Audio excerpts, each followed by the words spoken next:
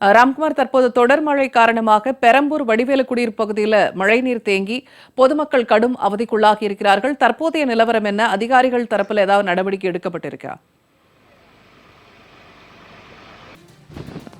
சென்னை பெரம்பூர் திருவிக சட்டமன்ற நகர் தொகுதிக்குட்பட்ட வடிவேலு தெருப்பகுதியில் மழைநீர் தேங்கியிருப்பதால் மக்களின் இயல்பு வாழ்க்கை பாதிக்கப்பட்டிருக்கிறது. அது குறித்தான காட்சிகளை தற்போது நாம் அண்மை செய்தியாக பார்த்து வருகிறோம்.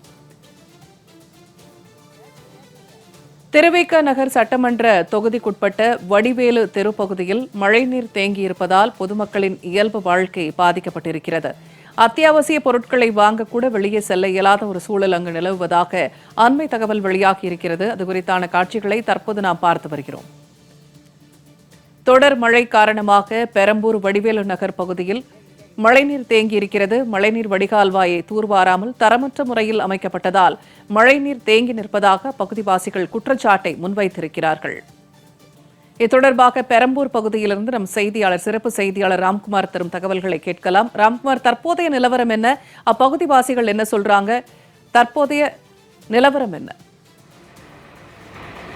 கண்டிப்பாக திருவிக நகர் சட்டமன்ற தொகுதிக்குட்பட்ட 71வது வார்டு பெரம்பூர் வடிவேலு தெரு, இந்த பகுதியில் எப்போதுமே மழை வெள்ளம் என்பது தேங்காமல் இருந்து வந்திருக்கிறது. கடந்த காலங்களில் இந்த பகுதியில் மழை வெள்ளம் என்பது தேங்காமல் இருந்து வந்ததாக தற்போது இந்த விளம்பர திமுக அரசின் சென்னை மாநகராட்சி நிர்வாகம் தரமற்ற முறையில் புதிய மழைநீர் வடிகால் கால்வாய் அமைக்கும் பணி நடைபெற்றது. இதுல தரமற்ற முறையில் இருந்ததால பல்வேறு பகுதிகளிலிருந்து வரக்கூடிய அந்த மழைநீர் வடிவேலு முதல் தெரு பகுதியில் முழுவதுமாக தேங்கி இருக்கிறது. குறிப்பா இந்த மழைநீர் மட்டும் இல்லாமல் இங்க இருக்கக்கூடிய கழிவுநீர் கலந்து வருவதால் இந்த பகுதி முழுவதுமே துர்நாற்றம் வீசும் அளவிற்கு மிகவும் மோசமான நிலையில் இருப்பதாக தெரிவித்திருக்கிறார்கள். குறிப்பாக அதாவது ஏற்கனவே கடந்த புரட்சி தலைவி அம்மா ஆட்சி காலங்களில் போடப்பட்ட இந்த மழைநீர் கால்வாய் என்பது தூர்வாரப்படாமல் தற்போது இருந்து வருவதால அந்த மழைநீர் கால்வாயிலும் இருக்கக்கூடிய அந்த தண்ணீர் என்பது சாலைகளில் பறிக்கடித்து ஓடுகிறது. இங்க இருக்கக்கூடிய அதாவது வீடுகள் மற்றும் பல்வேறு பகுதிகளில் இருக்கக்கூடிய வீடுகள், கடைகள் அனைத்திலுமே மழைநீர் தேங்கி இருக்கிறது.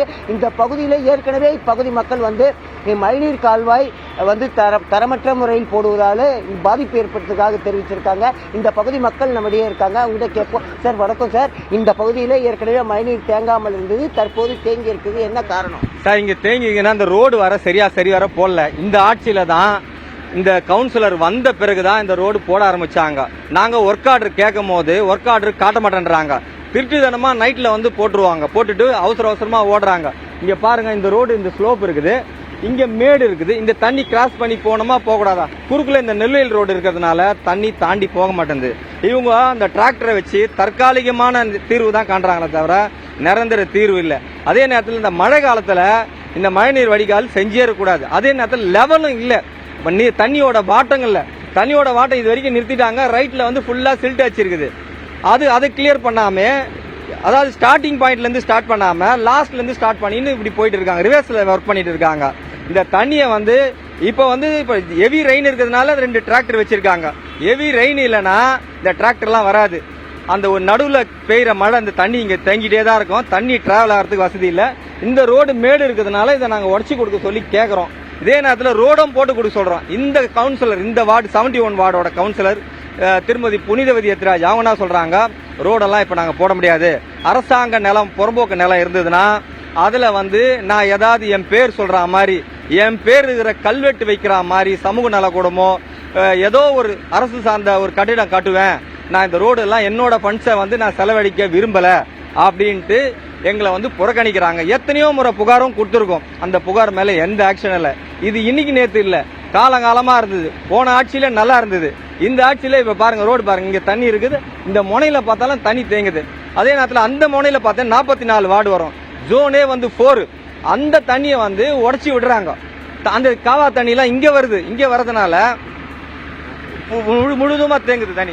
இப்ப இப்பகுதி மக்கள் சொன்ன குற்றச்சாட்டை கேட்டோம். ஒட்டுமொத்தமா இந்த சென்னை மாநகராட்சி நிர்வாகம் இந்த அதாவது பணியை மேற்கொள்ளாமல் தேவையற்ற முறையில் செலவு செய்ததாக குற்றம் சாட்டிருக்காங்க. இதனால் இப்பகுதி முழுவதுமே மழைநீர் மட்டுமில்லாமல் கழிவுநீர் ஆபாயமும் ஏற்பட்டிருக்கு. உடனடியாக இந்த பகுதியில் உள்ள இந்த மழைநீர் கால்வாய் பணிகளை சீரமைக்க வேண்டும் என தெரிவித்திருக்கிறாங்க. பூர்ணிமா, கள நிலவரத்தை பதிவு செய்தமைக்கு நன்றி ராம்குமார்.